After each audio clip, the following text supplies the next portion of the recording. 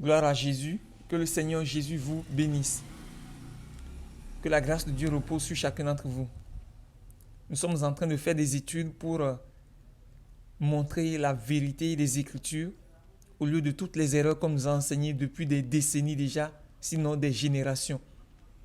On nous a induits en erreur. Pourtant, Jésus nous a avertis dans Matthieu 24 à propos des signes qui vont marquer les temps de la fin du monde et son retour.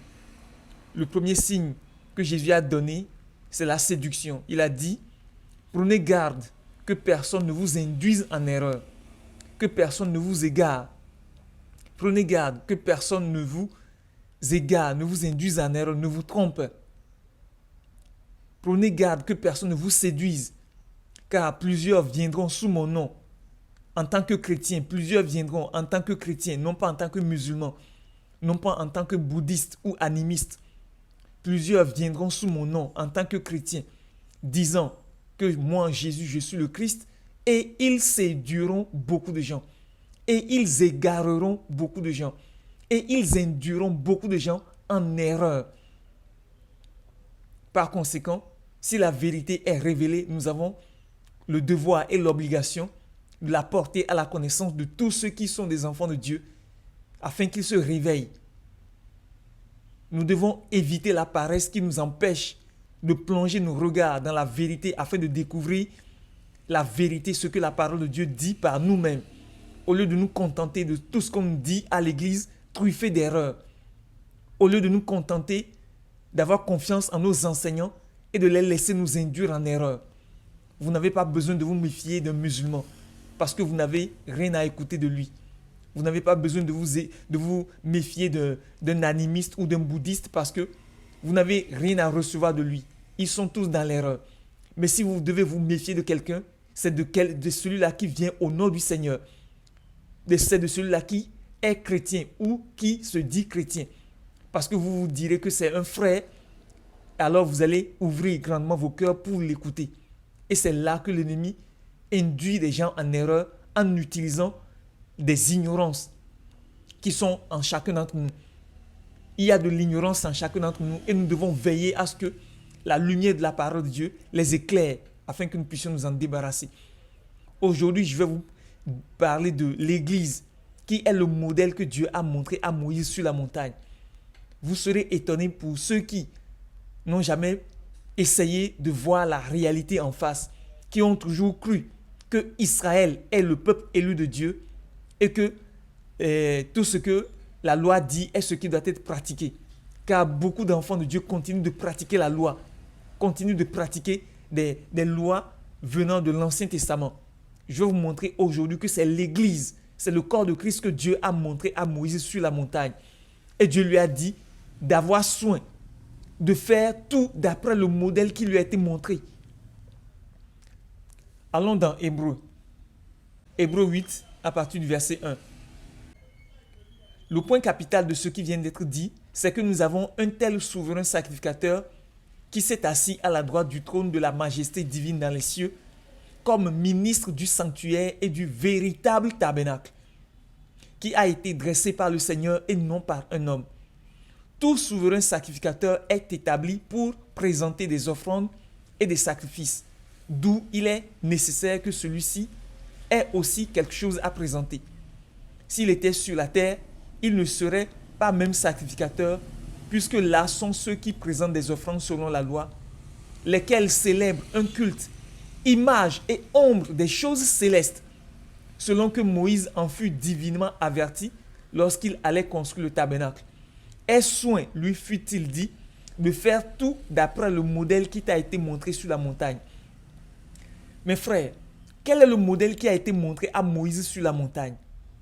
La Bible dit dans le verset 2 que Jésus est établi ministre du sanctuaire et du véritable tabernacle. Le véritable tabernacle. Quel est le véritable tabernacle? C'est le corps de Christ. Le véritable tabernacle dans lequel Dieu habite et dans lequel il habitera pour toute l'éternité, c'est le corps de Christ. Je vais vous le montrer dans Apocalypse 21. Apocalypse 21, à partir du verset 1. Puis je vis un nouveau ciel et une nouvelle terre, car le premier ciel et la première terre avaient disparu et la mer n'était plus. Et je vis descendre du ciel d'auprès de Dieu la ville sainte, la nouvelle Jérusalem, préparée comme une épouse qui s'est parée pour son époux. Et j'entendis du trône une voix qui disait, « Voici le tabernacle de Dieu avec les hommes. Et il habitera avec eux, et ils seront son peuple, et Dieu lui-même sera avec eux. » Voici le tabernacle de Dieu avec les hommes. Jean dit au verset 2, et je vis descendre du ciel d'auprès de Dieu la ville sainte, la nouvelle Jérusalem, préparée comme une épouse qui s'est parée pour son époux. C'est quoi la ville sainte, la nouvelle Jérusalem? On dit que la nouvelle Jérusalem, la ville sainte, est le tabernacle de Dieu avec les hommes. Je vais vous montrer ce que c'est que la ville sainte, la nouvelle Jérusalem, afin que d'autres ne pensent pas que c'est une ville que Dieu est en train de nous construire au ciel dans laquelle nous irons habiter. Descendons un peu plus bas.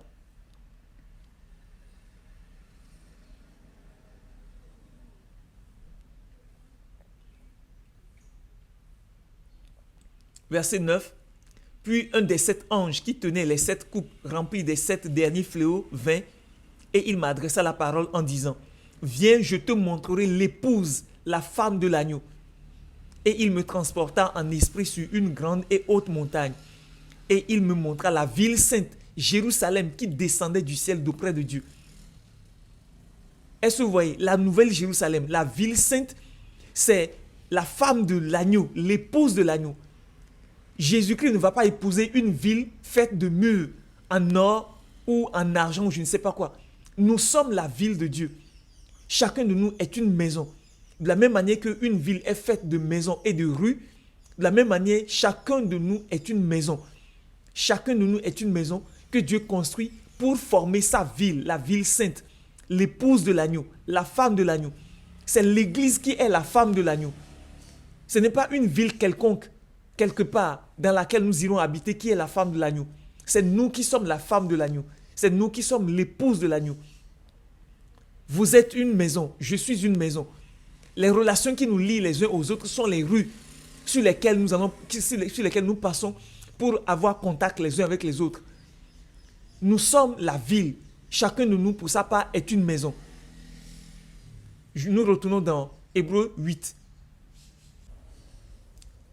Ainsi, lorsque Paul dit que Jésus-Christ s'est assis à la droite du trône de la majesté divine dans les cieux, comme ministre du sanctuaire et du véritable tabernacle qui a été dressé par le Seigneur et non par un homme, Paul est en train de dire que nous sommes le véritable tabernacle.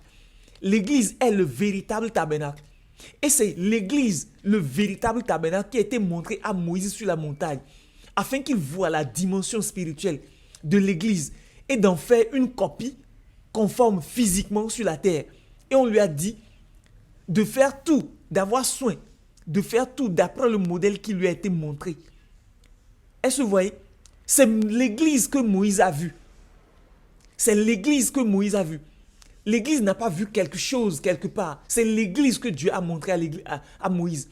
La dimension spirituelle de l'église. C'est celle-là que Dieu a montré à Moïse dans l'esprit, afin qu'il en fasse une représentation physique. Ça veut dire que l'église, nous, vous et moi, l'homme dans sa dimension spirituelle est à 3 niveaux. L'esprit, l'âme et le corps. Et Dieu n'habite pas dans l'âme, le lieu saint. Il n'habite pas dans le corps, le pavillon extérieur, mais il habite dans l'esprit de l'homme qui est le saint des saints. C'est là que se trouve l'arche de l'alliance. Et l'arche de l'alliance lui-même représente Dieu ou la présence de Dieu. C'est là-bas que se trouve Dieu. C'est dans l'esprit de l'homme que Dieu vit. Donc c'est l'homme dans sa dimension spirituelle que Dieu a montré à Moïse. Frère, vous voyez? Donc, lorsqu'on dit par exemple que les Juifs vont reconstruire le temple de Jérusalem et l'Antéchrist ira s'asseoir dans le temple de Dieu, se proclamant lui-même Dieu, c'est une erreur monumentale. C'est vous qui êtes le temple. C'est vous qui êtes le véritable tabernacle que Dieu est en train de construire. C'est vous qui êtes ce tabernacle. Nous, vous et moi, le corps de Christ, c'est nous qui sommes le véritable tabernacle. Et on dit, Paul dit, verset 4, si Jésus était sur la terre, il ne serait même pas sacrificateur, puisque là sont ceux qui présentent les offrandes selon la loi. Et il dit au verset 5 que lesquels, ces sacrificateurs, lesquels célèbrent un culte, image et ombre, lesquels célèbrent un culte, image et ombre des choses célestes, selon que Moïse en fut divinement averti lorsqu'il allait construire le tabernacle.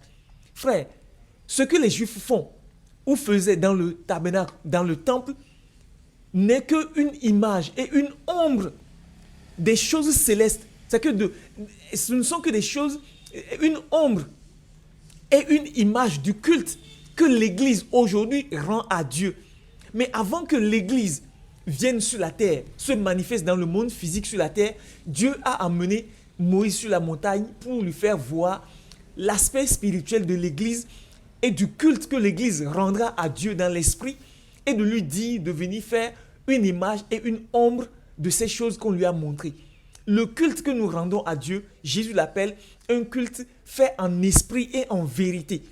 C'est nous qui rendons à Dieu le véritable culte, et c'est nous qui sommes le véritable tabernacle de Dieu, et c'est nous, l'Église, qui sommes le véritable peuple de Dieu, les vrais Juifs, les vraies 12 tribus d'Israël. C'est nous que Moïse a vu sur la montagne. Il nous a vu dans la dimension spirituelle, comment nous rendons culte à Dieu, comment nous nous présentons devant Dieu, esprit, âme et corps, comment nous rendons culte à Dieu, comment notre chef, notre souverain sacrificateur Jésus-Christ rend culte à Dieu dans l'esprit, et on lui a dit d'en faire une représentation exacte, physique dans ce monde-là, et d'établir Aaron à la place de Jésus ou bien en représentation de Jésus, et de prendre les fils d'Aaron en représentation des fils de Dieu qui vont bientôt être révélés pour faire exactement ce que leur Père Jésus-Christ fait. Frère, j'espère que vous comprenez quelque chose. J'espère que vous comprenez quelque chose. Il faut que le peuple de Dieu se réveille pour cesser de croire que Israël est le peuple de Dieu. Quelqu'un m'a laissé dans un commentaire que Dieu traite Israël différemment. C'est-à-dire que Israël est d'un côté, l'Église est de l'autre. Ce n'est pas du tout exact. Dieu n'a pas deux peuples, Dieu n'a qu'un seul peuple aujourd'hui. Et Jésus a dit que j'ai d'autres brebis qui ne font pas partie de cette bergerie. Celles-là, il faut que je les amène, afin qu'il y ait un troupeau, un berger. Et Paul confirme en disant que Jésus-Christ a abattu, détruit le mur de séparation qu'il y avait entre les Juifs et les Grecs. Et il a fait des deux peuples-là un seul homme nouveau, en lui-même, un seul homme nouveau. Il n'y a pas deux peuples devant Dieu aujourd'hui, il n'y en a qu'un. C'est Christ, le corps de Christ, l'Église. Quiconque n'est pas en Christ est perdu. La Bible dit que si quelqu'un n'a pas Christ, n'a pas le Fils, il n'a pas la vie. Celui qui a la vie, c'est celui-là qui a le Fils. Les Juifs ne sont pas en Christ. Les Français ne sont pas en Christ. Les Américains ne sont pas en Christ. Quiconque est en Christ n'est ni juif ni grec. Il est une nouvelle créature. Car aucune race d'Adam, aucun membre de la race d'Adam ne sera sauvé. Quiconque quitte la race d'Adam et vient en Christ sera sauvé. Et il n'est plus de la race d'Adam. Il n'est plus de la race d'Adam, il est une nouvelle créature. Frère, j'espère que vous comprenez quelque chose. Que Dieu vous bénisse si vous faites ces études-là par vous-même pour vous débarrasser de toutes les erreurs qu'on nous a enseignées en nous faisant croire que l'Église sera enlevée et que c'est Israël qui passera par la grande tribulation et que le Saint-Esprit sera ôté de la terre et que l'Évangile retournera aux Juifs et que les Juifs recevront l'Évangile et que c'est eux qui sont les 144 000 et que l'Antéchrist viendra les persécuter. Des mensonges, des paquets de mensonges. Fils de Dieu, réveillez-vous. Débarrassez-vous de tous les mensonges qu'on vous a enseignés et qu'on continue de vous abreuver, dont on continue de vous abreuver. En tant qu'enfant de Dieu, appelé à être fils de Dieu, refusez de croire aux mensonges du diable. Car il n'y a aucun mensonge qui ne vienne du diable. Tous les mensonges viennent du diable. Arrêtez de vous faire abreuver par des mensonges venus du diable. La vérité est que c'est nous qui sommes le véritable peuple de Dieu, l'Église. C'est nous qui sommes le véritable temple de Dieu, l'Église. C'est nous qui sommes le véritable tabernacle de Dieu, l'Église. Et c'est nous qui sommes les véritables sacrificateurs de Dieu, l'Église. Et c'est nous que Dieu a montré à Moïse sur la montagne, afin qu'il voie notre dimension spirituelle, la façon dont nous rendrons culte à Dieu dans l'esprit. Et il a été dit à Moïse de revenir sur la terre au milieu d'Israël et d'en faire une représentation physique et d'établir Aaron et ses fils pour nous représenter. Le temple nous représente, le tabernacle nous représente. Aaron et ses fils nous représentent, nous, Jésus-Christ et ses fils. Et tout le culte qu'ils rendent à Dieu n'était qu'une représentation, une image du culte que nous rendons à Dieu aujourd'hui. L'Église est le véritable peuple de Dieu. Croyez cela et levez-vous pour entrer dans votre héritage. Et si vous croyez que l'Église est le véritable peuple de Dieu, sachez que de la même manière que Israël est sorti de l'Égypte et qu'il est entré en Canaan par la guerre pour posséder son pays de la promesse, sachez que l'Église est sortie du monde et qu'elle va bientôt entrer en possession de la terre entière qui lui a été promise. Elle va entrer en possession de cette terre-là par la guerre. Elle va faire la guerre aux forces du mal. Aux forces du mal qui ont établi des forces démoniaques dans ce monde-là pour s'installer. Nous allons faire la guerre à tous ces peuples-là. Et n'ira pas à cette guerre qui veut, mais n'ira à cette guerre que celui-là qui marche avec Dieu par la foi. Et je confirme qu'il faut une foi pour sortir du pays d'Égypte, mais il faut une foi 100 fois plus ferme pour entrer en possession du pays de la promesse par la guerre. De la même ainsi, l'Église a eu la foi pour naître de nouveau, mais nous avons besoin d'une foi 100 fois plus ferme et plus forte pour entrer en possession de cette terre dominée par les démons et par les fils du diable. Paul dit dans Hébreux 4 que les Hébreux sont sortis de l'Égypte, mais ils ne purent entrer dans le pays de la promesse à cause de l'incrédulité. À cause de l'incrédulité. Vous avez la foi pour naître de nouveau. Vous êtes né de nouveau, ça montre que vous avez eu la foi pour naître de nouveau. Mais vous avez besoin d'une foi 100 fois plus ferme, plus forte, plus décidée pour entrer en possession du pays de la promesse, pour recevoir l'adoption, pour devenir fils de Dieu et vaincre le diable et ses démons dans ce monde. Et par l'incrédulité, plusieurs ne pourront pas y entrer. Jésus demande, quand le Fils de l'homme viendra sur la terre, trouvera-t-il la foi? Quand le Fils de l'homme viendra, trouvera-t-il la foi sur terre?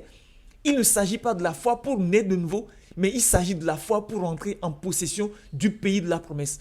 Si nous n'avons pas cette foi aujourd'hui, mes frères, nous ne serons jamais fils de Dieu, nous ne recevrons jamais l'adoption et nous ne pourrons jamais hériter la terre qui nous a été promise. Que la grâce de Dieu repose sur vous. Je vous invite à faire ces études par vous-même et à vous débarrasser de tous les mensonges par lesquels on nous a abreuvés. Que le Seigneur Jésus vous bénisse. Si vous avez suivi ce message, s'il vous a édifié, frère, n'hésitez pas à le partager afin que plusieurs en soient informés et que le nom de Dieu soit glorifié. Que Dieu vous bénisse et que sa grâce repose sur vous.